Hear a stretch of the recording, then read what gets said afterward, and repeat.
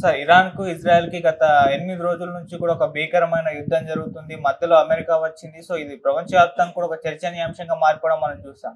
So, ఇప్పుడు దీనిపైన ఒక వార్త అయితే స్ప్రెడ్ అవుతుంది సార్. ఈ యుద్ధం అనేది బోగస్, ఇది ఒక నాటకం, ఇదంతా కూడా ఒక డ్రామా. దీని వెనకాల వేరే కుట్ర కోణం ఉంది. అంటే వెపన్స్ అమ్మేయడానికి ఇటువంటి ఒక డ్రామా ప్లే చేస్తున్నారు. పెద్ద ఎత్తున వెపన్స్ సోల్డ్ అవుతాయి ఈ టైంలో అని కూడా అంటున్నారు. మరి నిజంగా ఆ కుట్ర కోణమే ఉందంటారా? మరి ఈ యుద్ధం ఏదైతే గత 10 రోజుల నుంచి జరుగుతుందో ఇదంతా కూడా బోగసేనా? దీనికి సంబంధించి మీరేం చెప్తారు సార్? మామూలుగా కారల్ మార్క్స్ ఒక స్టేట్మెంట్ ఉంది. History repeats it self some times as farce and some times as tragedy.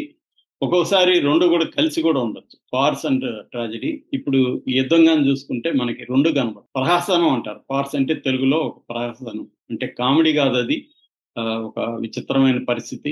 ట్రంప్ని చూస్తే దానికి ఎగ్జాంపుల్ పర్సనిఫికేషన్ లాగా కనబడతాడు. ఆ ఫార్స్కి ఒక రూపం వస్తే ట్రంప్ అన్నమాట, అలా ఉంటాడు. అయితే దీని వెనక భయంకరమైన ట్రాజడీ కూడా ఉంది. 1000 మందికి పైన ఇరానియన్ చనిపోయినారు, 50 మంది ఇజ్రాయెల్ చనిపోయినారు. ఇటు అటు కలిపితే ఒక 3-4 వేల మంది సీరియస్ గాయాలు పాల్పడ్డారు. ఎకనామీ దెబ్బతినేసింది. మనుషులు ఇళ్ళు ధ్వంసం అయిపోయినాయి. ఒక ఇజ్రాయెల్లోనే 14,000 మంది ఇన్సూరెన్స్ అప్లై చేశారు తమ ఇళ్లకు అని చెప్తున్నారు. అంటే 14,000 కుటుంబాలు వీధన పడ్డాయి. ఇట్లా ఇక్కడ కూడా 1000 కుటుంబాలు టెహరాన్ వదిలి పారిపోయారు. లక్షల మంది పారిపోయారు అని చెప్తున్నారు ఇన్ఫాక్ట్. సో దేశాల ఎకనామీ కూడా ఒక $500 ట్రిలియన్ ఎకనామీ దెబ్బతినింది ఇజ్రాయెల్ అని చెప్తున్నారు. ఇంకా ఇరాన్ ఇంకా ఎక్కువ కూడా దెబ్బతినే అవకాశం ఉంది. సో ఇంత జరిగినాక అసలు యుద్ధం చూస్తే, యుద్ధం ఎలా స్టార్ట్ అయింది, ఎలా ఎండ్ అయింది అనేది చూస్తే మనం నిజంగానే ఇది అసలు మొత్తం డ్రామానా అన్న ఫీలింగ్ అయితే ఖచ్చితంగా నాకు కూడా వచ్చింది. ప్రపంచంలో చాలా మంది వీటి మీద స్పెషలిస్టులు, అనలిస్టులు ఉన్నారు. వాళ్ళు పుస్తకాలు రాసిన మేధావులు ఉన్నారు. వాళ్ళు త్రితా పార్సీ అనే ఒక ఆయన నేను ఎక్కువ ఫాలో అవుతుంటాను. ఆయన చాలా బుక్స్ రాశాడు అన్నమాట వీటి మీద. సో వీళ్ళందరూ కూడా ఇదే చెప్తున్నారు. అంటే దీని వెనక ఒక డ్రామా ఉంది అన్న యాంగిల్ వీళ్ళు చెప్తున్నారు. ఎందుకంటే 2015లో ఒబామా ఉన్నప్పుడే ఇజ్రాయెల్ ఒక ఒప్పందం చేసుకుంది. ఎవరెవరితో చేసుకుంది? US, UK, China, Russia, France, Germany, European యూనియన్తో ఒప్పందం చేసుకుంది. అదేంటంటే joint comprehensive plan of action అంటారు దాన్ని, JCPOA. అది అంటే అర్థం ఏంటంటే మేము యురేనియం నిల్వల్ని 3.6% కంటే ఎక్కువగా పెంచము. అంటే 15 years వరకు ఈ 3.8% లోపలే ఉంచుతాము. మేము న్యూక్లియర్ వెపన్ తయారు చేయమని వాళ్ళు చెప్పారు. అట్లాగే ఇన్స్పెక్షన్ కూడా వాళ్ళు అంగీకరించారు. ఇంటర్నేషనల్ ఆటమిక్ ఎనర్జీ ఏజెన్సీ అనేక సార్లు ఇరాన్లోకి వెళ్ళి చెక్ చేసింది. ఒక 2024లోనే 15 times వాళ్ళ దేశంలోకి వెళ్ళింది. అట్లాగే నాన్ ప్రొలిఫరేషన్ ట్రెటీలో కూడా, అంటే పెంచము అనే ట్రెటీలో కూడా ఇరాన్ సైన్ చేసింది.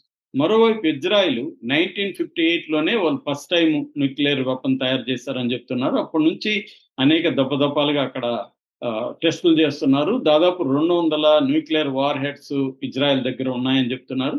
ఇజ్రాయెల్ నాన్ ప్రొలిఫరేషన్ ట్రెటీలో సంతకం చేయలేదు. ఈ ఇంటర్నేషనల్ ఆటమిక్ ఎనర్జీ ఏజెన్సీని కూడా వాళ్ళ దేశంలోకి అలో చేయలేదు టెస్టులు చేయడానికి. అంటే ఓన్లీ ఎన్పిటిలో సంతకాలు చేయని దేశాలు 5 ఉన్నాయి. అందులో ఇజ్రాయెల్ ఉంటాయి. అంటే ఇజ్రాయెల్ దగ్గర ఏమో అనుభవం ఉంది, వాళ్ళేమో ఎక్కడ సంతకాలు చేయలేదు, ఎవరిని రానివ్వట్లేదు. కానీ ఆ దేశాన్ని ఎవడు ఏమో అనడం. ఇరాన్ ఏమో సంతకాలు చేసింది, తమ దేశంలో ఇన్స్పెక్షన్కి వచ్చింది, 2015లో ఒప్పందం చేసుకుంది. కానీ ఈ దేశంలో బాంబులు ఉన్నాయని చెప్పి దాడి చేస్తారు. ఇది ఫస్ట్ విచిత్రమైన సంగతి. రెండోది, 2015లో ఈ ఒప్పందం చేసుకున్నాక ట్రంప్ వచ్చినాక 2018లో ఒప్పందాన్ని క్యాన్సిల్ చేసేసారు ట్రంప్. అంటే బయటకు వెళ్ళిపోయాడు అతను. ఎందుకు వెళ్ళిపోయాడు అనేది కారణాలు లేవు. ఏదో మిసైల్స్ ఎక్కువ చేస్తున్నారు, అది ఇది కారణం చెప్పి వెళ్ళిపోయాడు. అతన్ని అడిగేవాడు ఎవడు లేడు. ఎందుకురా వెళ్ళిపోయావు అని అడిగేవాడు ప్రపంచంలో ఎవడు లేడు. ఎందుకంటే అతను పెద్ద దాదా మొత్తం. అతన్ని ఎవడు ధైర్యం చేయడు ట్రంప్ని వ్యతిరేకించే ధైర్యం. ఏ దేశ ప్రధానమంత్రి కానీ ప్రెసిడెంట్ కానీ చేసే పరిస్థితి లేదు. మనం కూడా చూసాం కదా, ట్రంప్ చెప్తూ మూసుకొని ఇక్కడ రాజీ పడ్డాయి ఇండియా అండ్ పాకిస్తాన్. ఏ ఆపండ్రా కొట్టుకోవడం చాలే అంటే ట్రంప్ ఆపేశారు. ఇక్కడ వేరే కారణం ఏం లేదు. ట్రంప్ చెప్తే వీళ్ళు ఆపారు అంతే. వీళ్ళు ఏవో చెప్తారు కానీ వీళ్ళకి గట్టిగా ట్రంప్ని ఇప్పటి వరకు మోడీ నువ్వు చెప్పిన తప్పురా, అసలు ట్రంప్ ఎవడు చెప్పడానికి, నువ్వోడు మా యుద్ధం ఆపడానికి అని మోడీ అనాలి కదా, అనలేదు ఇప్పటి వరకు. సో ఇది పరిస్థితి. సో అంటే ఇప్పుడేమైంది, ట్రంప్ వచ్చినాక ఖతార్లో మీడియేషన్లో, ఖతార్ అండ్ ఒమన్ మీడియేషన్లో ఖతార్లో ఒక చర్చలు జరుగుతున్నాయి. ఆయన స్టీవ్ మెట్కాఫ్ అని ట్రంప్కి చాలా క్లోజ్ ఫ్రెండ్, బిజినెస్ అసోసియేట్, అతన్ని చర్చలకు పంపించాడు ట్రంప్. ఇరాన్ తరపున అబ్బాస్ అరాక్చి ఫారిన్ మినిస్టర్, ఈయన వెళ్ళి చర్చలు చేస్తున్నారు. 5 సార్లు చర్చలు అయిపోయినాయి. 6వసారి జూన్ 15 అనుకున్నారు. ఈ లోపల జూన్ 13నే ఇజ్రాయెల్ ఇరాన్ మీద అటాక్ చేసింది. ఎందుకు చేసింది? ఆల్రెడీ వాళ్ళ దగ్గర ఉన్నాయి, వాటిని ధ్వంసం చేయడం కోసం చేశాను. వాటిని ధ్వంసం కూడా చేస్తే వీళ్ళ అధికారులను ఎందుకు చంపావు, వీళ్ళ మిలిటరీ నాయకుల్ని 20 మందిని ఎందుకు చంపావు, వీళ్ళ ఆటమిక్ సైంటిస్టులను ఎందుకు చంపావు, వీళ్ళ ఇంటెలిజెన్స్ వాళ్ళని ఎందుకు చంపావు, జనావాసాల మీద ఎందుకు బాంబులు వేసావు, వీటిని ఎవడు అడిగేవాడు లేదు ఇజ్రాయెల్ని. సో అసలు శాంతి జరుగుతుంటే నువ్వు కూడా ఇప్పుడు యుద్ధం చేయడానికి వచ్చావు అని అడగాలి కదా, ఎవరిని అడగలేదు. సో అదంతా ట్రక్కని ఇతనేం చేశాడు, G7 దేశాలకు వచ్చి గబుక్కని వెళ్ళిపోయాడు. ఇమీడియట్ గా ట్రంప్ వెళ్ళిపోయి అక్కడ సిచ్యువేషన్ రూమ్ పెట్టి అక్కడ ఏం చెప్పాడు, నోటికి వచ్చింది వాగాడు ఫస్ట్. తర్వాత 14 రోజులు టైం ఇచ్చాడు, ఇరాన్ పీస్ శాంతికి రావాలి. అరే ఆల్రెడీ శాంతికి వచ్చేదాన్ని నువ్వు యుద్ధం చేయించి మళ్ళీ శాంతికి రావాలి 14 రోజులు టైం ఇస్తున్నానంటే అదో విచిత్రం.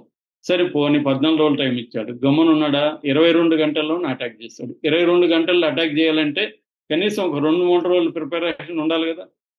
ఎందుకంటే ఆ U2 B2 stealth విమానాల్ని, bombers ready చేసుకోవాలి. ఆ GBU గైడెడ్ బాంబ్ యూనిట్ అంటారు 57, అది బంకర్ బస్టర్ బాంబు, వాటినంతా రెడీ చేసుకోవాలి. వాటికి రూట్ మ్యాప్, ఇంధనాలు, ఇవన్నీ వ్యవహారాలు బోల్డ్ ఉంటాయి కదా పెంటగన్ వాళ్ళ డిఫెన్స్ రెడీకి. సో అంటే ముందే ప్లాన్ చేసుకున్నారు ఎవరు, అమెరికా, ఇజ్రాయెల్ ముందే ప్లాన్ చేసుకున్నారు. శాంతి చర్చలు ఫలించకుండా లోపలే నువ్వు ఆ యుగాన్ని ఫలిస్తే మళ్ళీ ఇబ్బంది, కాబట్టి నువ్వు అటాక్ చేసి నేను కూడా రెడీగా 2 రోజుల్లో నేను కూడా జాయిన్ అవుతానని వాళ్ళిద్దరు మాట్లాడుకున్నారు. ఇజ్రాయెల్ ఫస్ట్ అటాక్ చేసింది, వీడు వచ్చాడు మళ్ళీ ట్రంప్ కూడా వచ్చి ఒక 3 ప్రాంతాల మీద వేశాడు.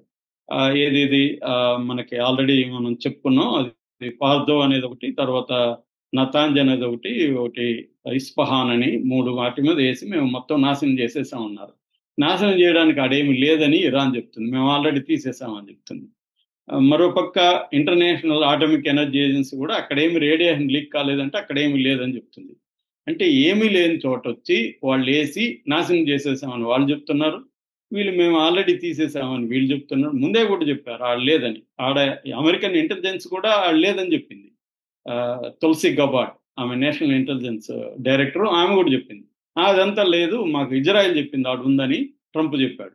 అంటే విషయం ఏంటి, యుద్ధమే చేయాల్సిన అవసరం లేదు, ఇరాన్ మీద అటాక్ చేయాల్సిన అవసరమే లేదు. ఎందుకంటే ఇరాన్ శాంతి చర్చలకు వస్తుంది, ఇన్స్పెక్షన్ కలో చేస్తుంది, NPTలో సంతకం చేసింది. అంటే కావాలని యుద్ధం చేసినట్టుగా ఇక్కడ అర్థమవుతుంది. మళ్ళీ ఇప్పుడు ఎలా విరమించుకున్నారు, ఇరాన్ ఏం చేసింది దీనికి ప్రతీకారంగా ఖతార్లో అమెరికన్ బేస్ మీద అటాక్ చేసింది. ఎవరైనా అటాక్ చేస్తే ఏం చేస్తారు, సర్ప్రైజ్ అటాక్ చేస్తారు, శత్రువుకు తెలియకుండా చేస్తారు. వీడు ముందే చెప్పాడు అనమాట ఇరాన్ వాడు, సార్ మేము మీ బేస్ మీద అటాక్ చేయబోతున్నాం. ఓకే మా సరే వెయిట్ చేయి అని చెప్పి వాడు మొత్తం ఖాళీ చేశారు. నిజానికి వారం ముందే అక్కడ ఉన్న 40 ఫ్లైట్లన్నీ ఖాళీ చేశారని శాటిలైట్ ఇమేజ్ వచ్చిందని నేను కూడా ఒక వీడియోలో చెప్పాను. అంటే వారం ముందే ఖతార్లో క్లీన్గా అన్ని క్లీన్ చేసేస్తే ఖాళీ దేశం దీని మీద వీడియో వెళ్ళి వేశాడు. వాళ్ళు ఆల్రెడీ డిఫెన్స్ పెట్టుకొని కూర్చున్నారు, వాళ్ళు వీడియో అన్ని కొట్టేశారు. ఒకటి మాత్రం పన్నిచ్చారనమాట, ఏదో దాని ఏమంటారు ఆప్టిక్స్ అంటారు యుద్ధంలో, కనబడే దానికోసం ఒకటి అలో చేశారంట. అది కూడా ట్రంప్ చెప్పాడు, 14 వేస్తే 13 కొట్టేసాం, ఒకటి అలో చేసాం మేమే అని. అంటే ఇదంతా డ్రామాగా లేదా ఎవరికైనా చూస్తే? అంటే నాకు రావిశాస్త్రి రాసిన మాయ అనే కథ గుర్తుకొస్తుంది. మాయ అనే కథలో ముత్యాలమ్మ అనే ఆవిడ్ని సారా దొరికిందని పట్టుకెళ్తారు, జైల్లో పెడతారు. ఆమె మొగుడొచ్చి ఒక లాయర్ని పెట్టుకుంటాడు, లాయర్కి డబ్బులు ఇస్తాడు, లాయర్ని పరిచయం చేసినందుకు ఒక మున్సిప్కి డబ్బులు ఇస్తాడు. సో ఆ తర్వాత ఈ హెడ్ ఎవరైతే పట్టుకున్నారో వాడికి డబ్బులు ఇస్తారు, వీళ్ళకి అందరికీ డబ్బులు ఇచ్చి కోర్టులో మళ్ళీ హెడ్ కూడా ఎవడైతే దొరికిందని పట్టుకున్నాడో వాడు దొరకలేదని అక్కడ చెప్పేస్తాడు, కేసు కొట్టేస్తారు, ఈమె బయటకు వస్తుంది. ఇదంతా ఒక మాయ అని ఆమెకు చెప్తారు. అవును కానీ ఈ మాయ వెనక ఎంత దుఃఖం ఉంది, ఈ దుఃఖం ఉండేది మీకు తెలియదా? నేను ఎంత కష్టపడి మీ అందరికి డబ్బులు ఇవ్వాల్సి వచ్చింది, నా రక్తం అమ్ముకొని నేను మీ డబ్బులు ఇస్తున్నాను అని ఆమె బాధపడుతుంది. ఇది 1961లో రాశారు. అంటే లేనిది ఉన్నట్టుగా చూపించి, లేని దాన్ని ధ్వంసం చేసినట్టుగా చూపించి, మళ్ళీ ఏమి లేని దాని మీద వీళ్ళు బాంబులు వేసినట్టుగా డ్రామాలు ఆడి ఎందుకు ఈ యుద్ధాన్ని ఇంత ప్రహసనంగా పార్సుగా మార్చారంటే దీని వెనక ఆర్మీ డిఫెన్స్ కాంట్రాక్ట్లు ఉన్నారని చెప్తున్నారు. అది ఉండే ఛాన్స్ ఉంది. ఎందుకంటే వీళ్ళని అమెరికన్ ఐషన్ హోవరే మిలిటరీ ఇండస్ట్రియల్ కాంప్లెక్స్ అని పిలిచారు. మిలిటరీ ఇండస్ట్రియల్ కాంప్లెక్స్ అంటే డిఫెన్స్ కాంట్రాక్టర్లు, మిలిటరీ అధికారులు, పొలిటీషియన్స్ కలిసి ఒక సిండికేట్ లాగా ఫామ్ అవుతారనమాట. దీని పేరు మిలిటరీ ఇండస్ట్రియల్ కాంప్లెక్స్ అంటారు. మనం సింపుల్ గా అర్థం కావడానికి వెపన్స్ ని సప్లై చేసి వెపన్స్ ని ప్రొడ్యూస్ చేసే ఒక ఇండస్ట్రియల్ బ్యాచ్ కంపెనీలు. ఈ కంపెనీలు ఒక 3 కంపెనీల వివరాలు చెప్తాను. టాప్ 3 అన్నమాట. ఇవి 3 కూడా అమెరికావి. లాక్ హెడ్ మార్టిన్ అనే కంపెనీ F-35లు, ఇప్పుడు మనం కొనబోయేది కూడా F-35లు. ట్రంప్ మనకు చెప్పాడు, ఆజ్ఞ జారీ చేశాడు, F-35 కొనండ్రా మీరు అన్నాడు. హుజూర్ అనేసి వచ్చాడు మన మోడీ కూడా కొనబోతున్నాం. సో మొన్న మన మీద వేసిన పాకిస్తాన్ వేసింది కూడా F-35. సో ఈ F-35 విమానాలు తయారు చేసేది ఈ లాక్ హెడ్ మార్టిన్ అనే కంపెనీ. దీని యాన్యువల్ బడ్జెట్ ఎంతో తెలుసా? $63.3 బిలియన్. రెండవది RTX కార్పొరేషన్, ఇది $40 బిలియన్. ఇంకోటి నార్త్ హాప్ గ్రమ్మాన్, ఇది వచ్చి B2 నిన్న వేశారు కదా, B2 దానిలో తీసుకొచ్చేసారు కదా, B2ని వీళ్ళే తయారు చేస్తారనమాట. $32.4 బిలియన్. అంటే ఒక 100 కంపెనీలు కానీ మనం తీసుకుంటే ఈ 100 కంపెనీల యాన్యువల్ బడ్జెట్ ఎంతో తెలుసా? $600 బిలియన్. అంటే మన భాషలో అర్థం కావాలంటే 50 లక్షల కోట్లు. 50 లక్షల కోట్లు ఒక ఇండియా బడ్జెట్ ఒక సంవత్సరం. అంటే ఒక ఇండియా బడ్జెట్ అంత వెపన్స్ ని వీళ్ళు తయారు చేస్తారు. తయారు చేసేవాడికి అమ్ముకోవడం రావాలి కదా, అమ్ముకోవాలంటే కొనేవాడు కావాలి కదా, కొనేవాడికి అవసరం కావాలి కదా, అవసరాన్ని ఎలా క్రియేట్ చేయాలి? యుద్ధాలు రావాలి. యుద్ధాలు రాకపోతే ఎందుకు కొంటారు? సో యుద్ధాలు ఖర్చు పెట్టాలి కదా వాటిని. ఒకసారి అమ్మేసినాక వాడికి ఇంకా వాడకపోతే మళ్ళీ కొంటారు కదా, మళ్ళీ వీడు ఉత్పత్తి చేయాల్సిన పని లేదు కదా. ఉత్పత్తి చేయకపోతే $600 బిలియన్, 50 లక్షల కోట్లు ఎట్లా వస్తాయి వీళ్ళకి? సో అందువల్ల నిరంతరం యుద్ధాలు జరుగుతూ ఉంటేనే వీడికి మార్కెట్ జరుగుతూ ఉంటుంది. దీని మీద shadow world inside the global arms trade అనే ఒక బుక్ ఉంది. ఎవరికైనా దొరికితే చదవచ్చు. ఇది వండర్ఫుల్ గా ఇతను ఎక్స్ప్లెయిన్ చేశాడు. ఆండ్రీ స్పెయిన్స్టైన్ అని ఆయన. దీని మీద డాక్యుమెంటరీ ఫిల్మ్ కూడా దొరుకుతుంది ఆన్లైన్ లో. వీళ్ళు నీట్ గా వివరించారు. అంటే ఎట్లా ఇవన్నీ జరుగుతుంటాయి, యుద్ధం ఎలా జరుగుతుంది, యుద్ధాన్ని ఎలా వీళ్ళు పెంచి పోషిస్తుంటారు.